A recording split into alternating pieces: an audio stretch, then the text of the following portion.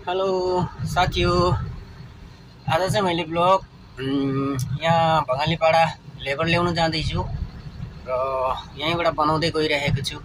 हजुरहरुलाई चाहिँ कस्तो लाग्छ भने मेरो ब्लग हेरेर राम्रो लाग्यो भने हेरिदिनुस् होला र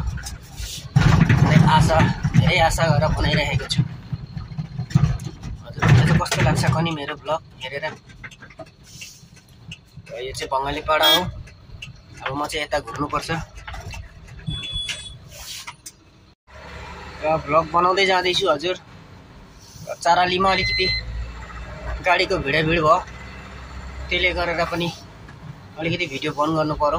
एक्लै छु नि त, एक्लैमा अलिक दिक्कतै हुन्छ र भिडियो अलिक चल्दै गयो, अलिक राम्रो हजुरहरूले हेर्नु थाल्नु भयो, अलिक राम्ररी हेरिदिनु भयो भने र आस्ते आस्ते गर्दै म पनि सामानहरू ल्याउने छु भिडियो बनाउनुको लागि।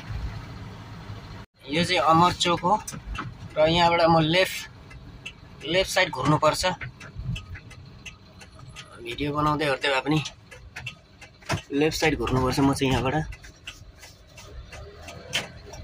यता पस्नुपर्छ लेबर ल्याउनुको लागि। यो बस्ती पस्नुपर्छ म चाहिँ लेबर ल्याउनुको लागि। यसरी नै भ्लग बनाउँदै गइरहेको छु र हजुरहरूलाई कस्तो लाग्छ भने मेरो भ्लग हेरेर राम्रो लाग्यो भने नि सेयर गरिदिनुहोस् होला, लाइक गरिदिनुहोस् होला। भन्ने धेरै मेहनत गरेर बनाइरहेको छु, राम्रो लाग्छ भने हेरिदिनुहोस् होला है। र यति भन्दै आजको चाहिँ मैले लेबरहरू उठेको भिडियो बनाइनँ, किनकि आज लेबरहरू उठेको भिडियो बनाउँदा अलिकति टाइम पाइनँ, किनकि भिडियो गर्नु हुनाले गर्दाखेरि चान्स पाइनँ। र यति भन्दै मैले आजको भिडियो चाहिँ राखेँ है त।